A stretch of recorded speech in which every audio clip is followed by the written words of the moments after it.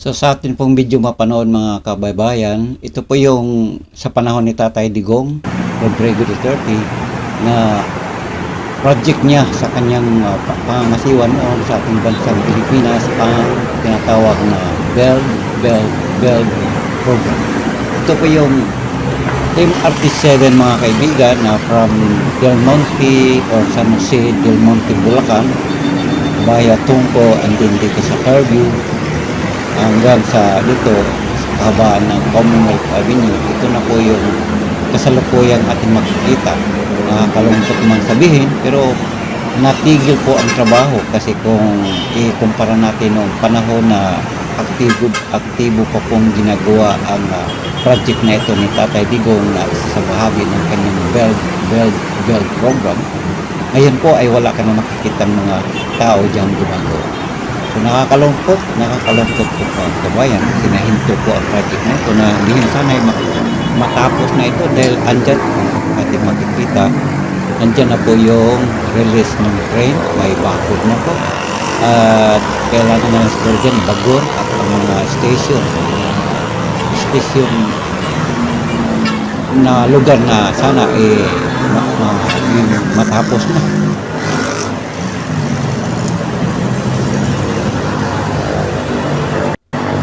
At ang bahagi na ito sa ating makikitang video mga kaibigan, ito po ay sa lugar ng Peria. Dito malapit na po yan sa may Tandansora, Luzon Avenue. At kung atin na nga mapansin, wala pong taong gumagawa ngayon dyan.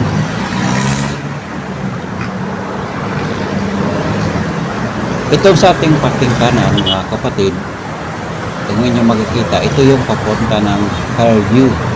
Ito naman sa parte ng ating kaliwa, ito yung papunta ng Quiapo, sa may EDSA, yan, sa Manila, yun po. At ang lugar na ito, mga kapatid, mga kabayan, ito po ay lugar ng Quezon City. Kung atin po mapansin, ang ganda sana natin panoorin na yan, ang kalsada ngayon is makinis tingnan, asfaltado. Yun nga lang, wala pang guhit kung ikumpara dito sa may parte ng kaliwa or sa kanan na may guhit po. Ang ibig lang sabihin, kalalagyan siguro, kalalagyan ng asfalto. Kaya wala pang guhit. Sa ating mga kababayan, mga OFW dyan sa ibang bansa, ito po yung kasalukuyan ngayon makikita natin. Dito po ito makakatagpuan sa Quezon City. Muli ito po yung tinatawag na Commonwealth Avenue na sabi nila the widest highway in Asia or in the world, so whatever, kasi malapad po ito. Kung inyo po mapansin mga kababayan, dito sa may parte ng kanan, ayan po, kung inyo mapansin, kung bilangin natin mula sa outer hanggang inner, ilang lane ito? One way lang po 1, 2, 3, 4, 5, 6, 7, 8 lane. Plus 8 lane sa may parte naman ng kanan o kaliwa. Diba? Ang lapad. At yun nga, sa ating mapanood sa video na ito, Today is andyan po January yung 23, 2025, mga kaibigan, update po dito sa nangyari at larawan ng Commonwealth. Yan po yung mga jeep, mga pampasada. So mga kaibigan natin na mga OFW at mga matagal na po wala dito sa ating bansang Pilipinas, ito po yung kasalukuyang larawan ngayon ng Commonwealth. Ang gaganda kaya ng kalsada, espaltado, ang kikinis tingnan. Pero bagamat ganun kalapad mga kaibigan ng Commonwealth, pagdating ng rush hour, puno po ito. Puno po ito. Dito po nagsisiksikan. Pagdating ng rush hour, lalo na sa may parte ng oras, alas 6, alas 7, alas 8 ng gabi, hanggang sa umaga, mga ganung oras. Traffic po ito, bali walang kwenta yung lapad na yan. Talagang puno ng sakyan yan dahil sa sobrang traffic. So dito po kami sa may lugar ng Diliman Hospital mga kaibigan. Ayan po. So marami na pong nagpapakalat ngayon ng mga Mga poster po, mga kaibigan, kilala nyo yung tao na yan, nakabalandra na yung poster. Siya po si Apollo Kibuloy. Ayan, alam na niyo bakit siya nagkabalandra dyan. Apollo Kibuloy, pero hindi yan ang Ba't ka natahimik? update Tuloy tayo mo. dito sa Ba't mo Commonwealth. sinasabi? Mga kaibigan. So, ibig lang sabihin, Mga itong kababayan video na nating to OFW sa ibang naka-record bansa po, during ito, campaign mga period. So, taga-CCTV siyempre, hindi tayo. na masabi Ito po yung yung narrator. kasalukuyan, latest po ito Tahimik ngayon siya. dito sa Commonwealth. Pero mali mga kaibigan ulitin ko lang sa ating mga kababayang OFW, sa mga tayong dako sa mundo, mga kababayan. Yan, kita mo yung Ito po bus. yung latest na makikita natin sa larawan Pick up ay na ang halos nasa Commonwealth gitna ng Avenue. kalsada. At ang nasa gitna, yun po ang release Yan. ng train. Ito po yung papuntang Fairview ang kanyang ruta.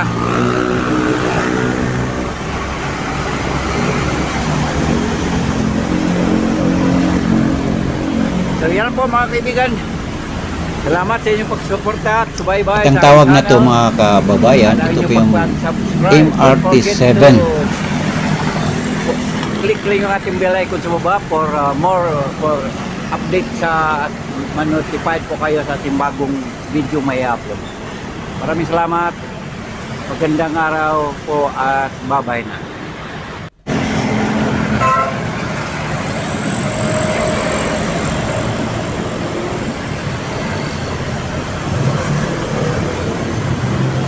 So kung mapansin niyo yung kalsada, wala pang guhit po. Ayan mga kaibigan. Kalalatag lang pa ng asfalto. So therefore siguro, ayun naman. Pero hindi pa siguro naguhitan para naman ma-determine dyan mga motorista kung saan silang lugar dadaan. Kasi siyempre pagka ganyan, di bara-bara lang sa kawasan ng gusto. Kanya-kanyang iwas lang po. Magkakasigian na hindi. Kasi wala pang malinaw ng lane pa dadaan.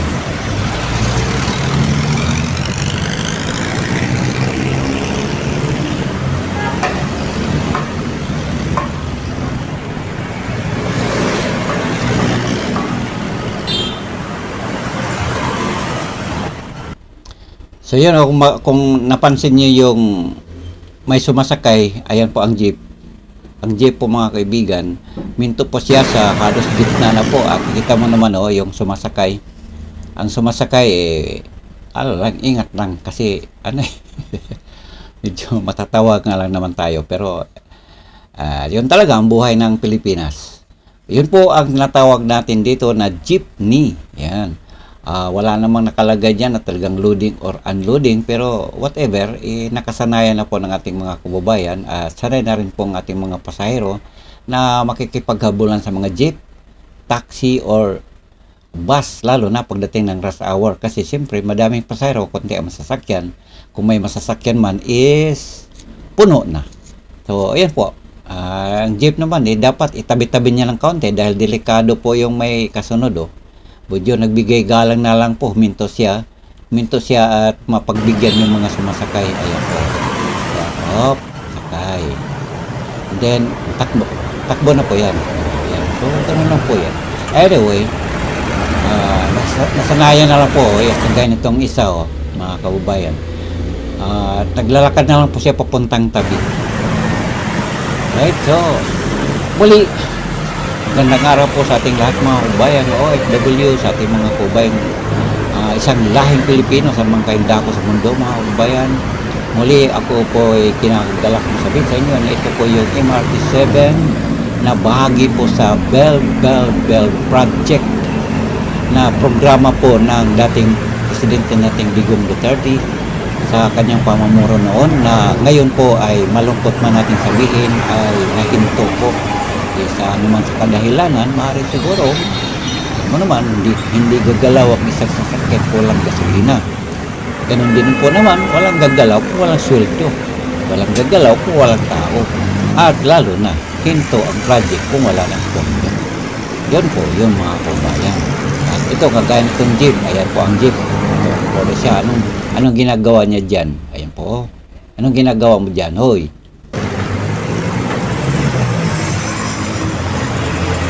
Yan. Opo. Yan, may sumasakay, may bumababa na pasahero.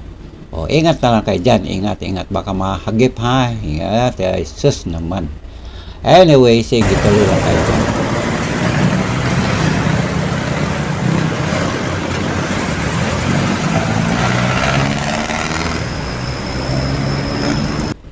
So mga kababayan, hanggang dito lang po ang ating video na ating binigyang liwanag. Ano bang klaseng video mayroon tayo?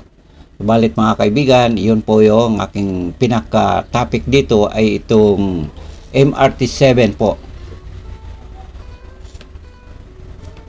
Ang MRT-7, yun nga po, ang sabi ko din mala pa kanina na ito po yung MRT-7 na bumabaybay po sa kahabaan ng Commonwealth from Trinoma or SM City dito sa may EDSA.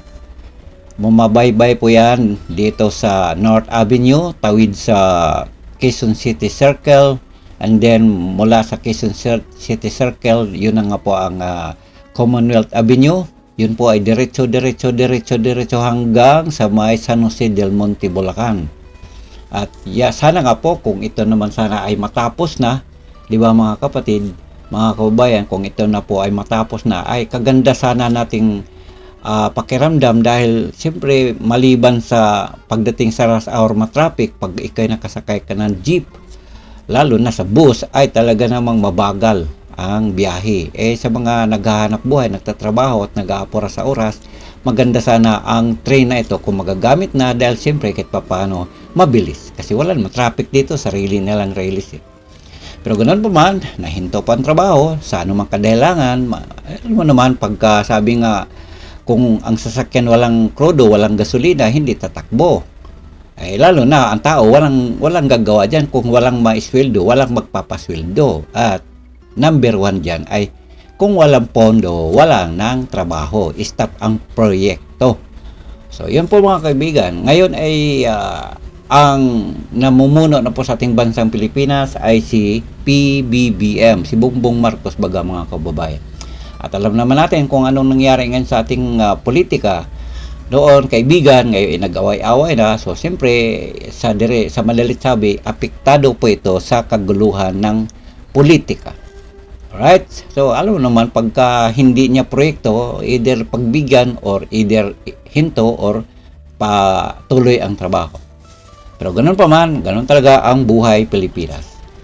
Maraming salamat mga kababayan. Hanggang dito na lang po tayo. Hanggang sa muli sa ating mga kababayang Pilipino. Magandang araw sa inyong lahat. At ito po yung lingkod, kaibigan, kababayan, si Buwan TV po mga kaibigan. Hanggang dito na lang po. Maraming salamat. Magandang araw sa inyong lahat.